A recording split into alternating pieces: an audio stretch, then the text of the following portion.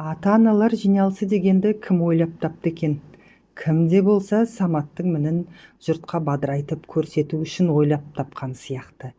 Оқу үлгерімі тәртіп жағынан кемшілік болып қуыстанып тұрған жоқ. Мәселе мүлде басқада. Сол күні өзге балалардың әкелері бірінен кейін бірі тізіліп келеді де, міне бізді көрдің бе дегендей кішкентай партаға әрең сыйып кеуделерін керіп отыра қалады. Саматтың ғана шешесі келеді. Әкесі қайда деп ешкім айтпаса да іштей бәрі сезетін сияқты. Соны ойлағанда өзі жақсы көретін қыз Сымбат жаққа қарай алмай беті дуылдап ысып кетеді. Шешесінен басқа ешкімі жоқ деп ойлайды-ау деп қорынады. Менің әкем бар деп айтқысы келеді. Бірақ еш болмаса анда-санда төбе көрсетпегеннен кейін оған кім сенеді? Иә, ешкім де сене қоймайды. Енді Саматтың әкесі бар балаларға қызыққаннан басқа амалы жоқ. Әкесі жоқ екенін біліп, кейбір балалар мұны басынатында сияқты. Бүгін күрес үйірмесінде жаттықтырушы бұны суқаны сүймейтін Әміржанмен күрестірді. Самат оның жауырынын 3 рет жер иіскетті. Соған ызаланған ол сасық күзенше сақылдап, сұқ саусағын шошайтып, «Сен жетімсің» деді. «Жоқ, мен жетім емеспін, әкем бар» деп шар ете түсті бұл. «Әкең болса неге ата-аналар жиналысына келмейді?» деді ол ұрымталап тұстан ұстап. «Ол ылғи да сапарда жүреді, сондықтан да сәті түспейді. Әйтпесе келер еді» деді Самат оңайлықпен жеңілгісі келмей. «Өтірік соғып тұрсың» деді ол бұған сынай қарап. «Жақында келеді, көр де тұр. Келесі жиналысқа қатысады» деді бұл сендіруге тырысып. «Өтірігің шығып қалмасын» деп ескертті Әміржан. Жетім деген сөз сай сүйегін сырқыратты. Үйге келгеннен кейін Майлаяқты құшақтап мұңын шақты. «Майлаяқ» деді ол итіне мұңын шағып, «айтшы, басқа балалардың әкесі ылғи қасында жүреді. Менің әкем неге қасында жүрмейді? Ол мені сағынбай ма? Неге ұзақ уақыт жоқ болып кетті?»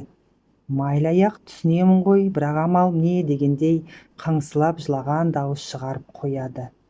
Бір жазда әкесі бұны ауылға алып барды.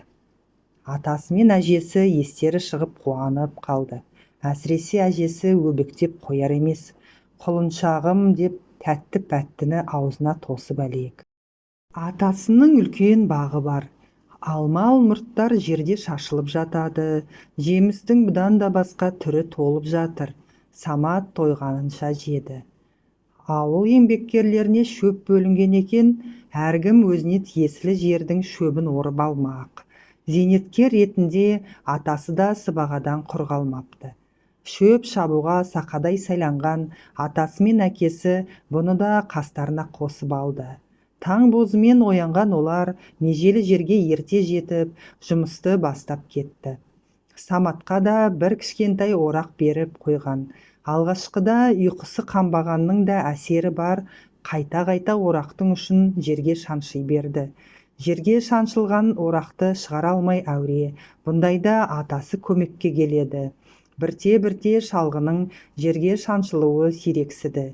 Енді үлкендерден қалыспауға тырысып, маңдайынан шып-шырп тер шығып, шалғыны шабыттана сілтеді. Атасы дән риза. «Менің балам жігіт болып қалыпты ғой» деді сүйсініп. Содан олар күн қызғанша еңбек етті. Күн қызған соң бәрібір жұмысын тоқтатпады. Бір үлкен талдың көлеңкесін паналап, демалуға көшті. Атасы мосыға шай қайнатып, ыстық шайды рахаттана сораптайды. Саматтың ыстық шай ішкісі келмеді. Айран ішіп көріп еді, шөлі қанатын емес. Соны сезген атасы жақын маңайдағы бұлақтан тастай су әкеліп, жартылай айран араластырып берді. Соны сіміріп салған сәтте шөлі сап тыйылды. Бұл сусынның атын шалап дейді екен. Шөл қандыратын шалапқа басқа сусын жетер ме? Солай олар бір апта бойы еңбек етті. Самат кәдімгідей шынығып қалды. Бірде олар шөмеле үйіп тым кеш қайтты. Аспанда жұлдыздар да көріне бастаған еді. Өзеннен өтер кезде ат тұра қалып су ішті. Самат төменге көз салып еді, су бетінде жұлдыздар шүпірлеп тұр екен. Қатты қызығып кетті. Арбадан секіріп түсіп, жұлдыздарды ұстауға ұмтылғанын өзі де сезбей қалды. Ал су бетіндегі жұлдыздар қолдан сусып ұстатар емес. Атасы мен әкесі Саматтың аңғалдығына мәз. Ол жұлдыздың суға түскен бейнесі ғой, деді атасы күліп.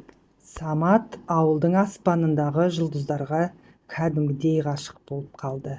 Қалада тым алыста көмескі көрінуші еді, ал мұнда тым жақын және баданадай ірі. Көрші балалармен ойнау қандай қызық еді десейші. Самат олармен бірге суға түседі, кейде тұт жейміз деп алысқа ұзап кетеді. Ауылдың шетінде жібек құрты үшін егілген тұт бағы бар. Жібек құрты тұт ағашының жапырағын жейді, ал жемісі балалардың ырзығы. Тұт жемісін бұл онша менсіне қоймаушы еді. Сөйтсе онысы бекер екен, уылжып дәмі тілі жүреді. Түнде әкесі екеуі далаға жатады. Екеуі әңгімелесі біразға дейін ұйықтамайды. Самат балалармен қандай ойын ойнағанын, қайда барғанын айтады. Әкесі тыңдап жатып ұйықтап кетеді де, бұл жұлдыздарға көз тігіп қараудан жалықпайды. Әбден шаршағаннан кейін қалай ұйықтап кеткенін де сезбейді. Қандай бақытты күндер еді десейші. Енді қайтып шынымен оралмай ма екен? Әкесі мен шешесі ажырасқан алғашқы жылдары Саматқа тіпті қиын соқты. Ішкі сырын ешкімге айта алмай іштен тынды. Соны сезді ме екен, ойда жоқта атасы келіпті. Бір апта қасында болды. Күнде таңертең Саматпен бірге мектепке барады. Сол маңайды шиырлап, алысқа кетпей, пісте сататын ақсақ кісімен әңгімелеседі. Алаңдағы балалардың доп қуғанын тамашалайды, үйтіп-бүйтіп уақыт өткізеді. Самат шыққан кезде тура қарсы алдынан күтіп алады. Дүкенге апарып, жақсы көретін тамағын сатып әпереді. Екеуі күншуақта отырып демдерін басады. Самат атасы әперген тамақты жейді. Атасы кейде жадыраңқы боп еркелете үн қатса, кейде тұнжырап қалың ойға батып кетеді. Әлде денсаулығы сыр бере ме екен? Бәлкім басқа бір жайлар мазалайтын шығар.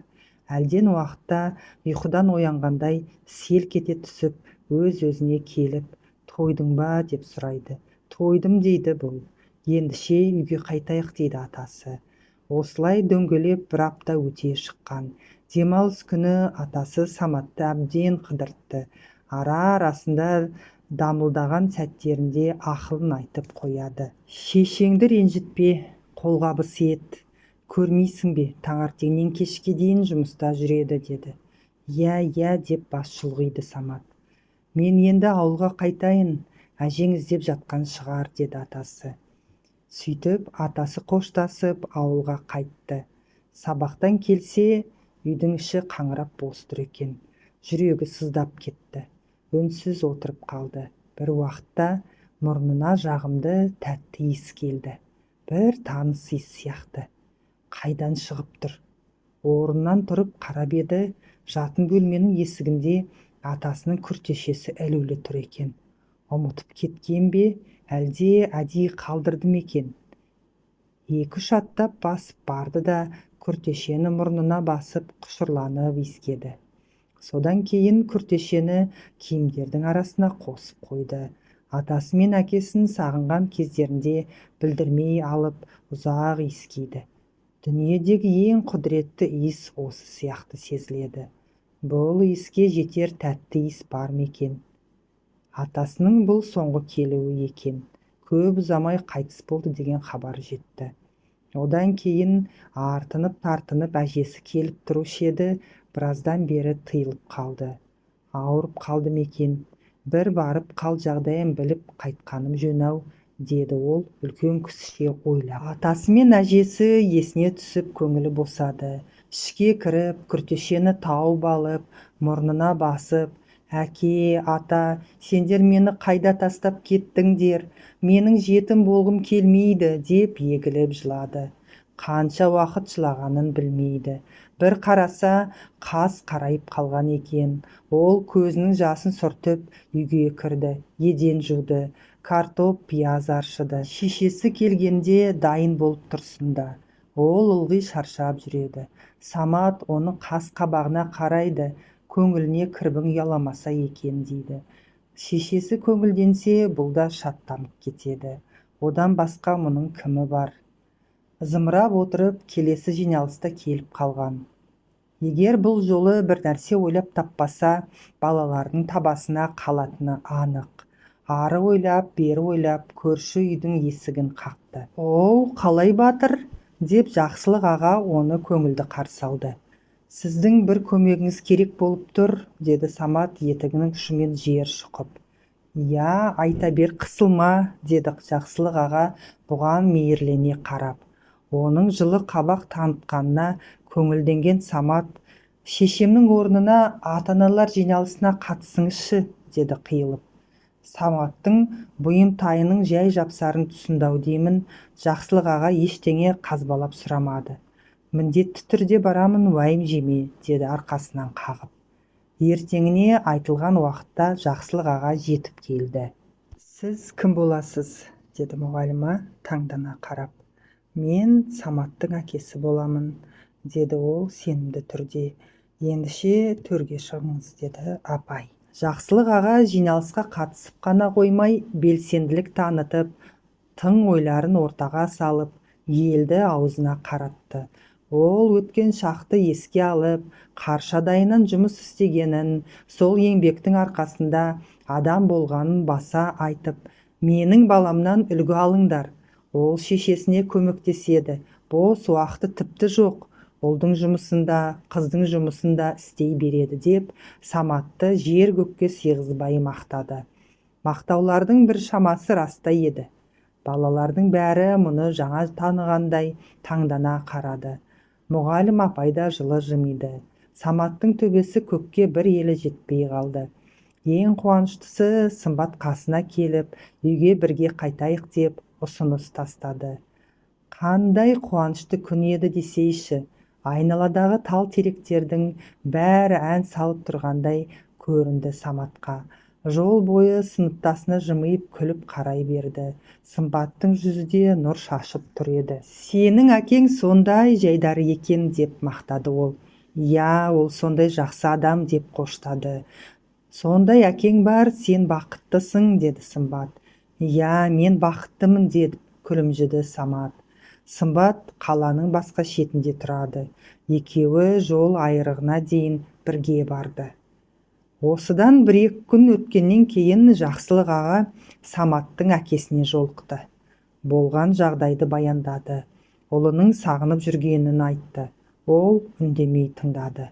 Айтылған әңгіменің қатты әсер еткенін бір қызарып, бір бозарған жүзінен аңғару қиын емес еді. Самат енді ата-аналар жиналысы десе уайымдамайтын болды. Келесі ата-аналар жиналысының хабары жеткенде арсалаңдап көрші ағаға жетіп барды.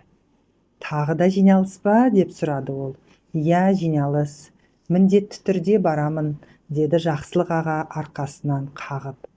Сабақ соңына қарай ата-аналар түгел жинала бастады. Жақсылық аға көріне қоймайды. Сірә бір жұмыстары болып кешігіп жатқан шығар. Самат оның келетініне толық сенімді еді. Жиналыс орталана бере біреу есікті қақты. «Жақсылық аға», деп ойлады Самат, қуанышы қойнына симай. «Кіріңіз», деп рұқсат берді мұғалима. Бір уақытта құлақшынын мыжғылап, ұстап, оның өз әкесі кіріп келді. «Әке», деп жан даусы шығып, орнынан атып тұрған Самат оны бас салды. Өткен ата-аналар жиналысында оның өтірік айтқанын бәрі де білді, бірақ ешкім кінәлап жатпады. Автор Салтанат Әбдіғали, оқыған Жазира. Каналыма тіркеліп, лебіздеріңізді білдіріңіздер. Рахмет.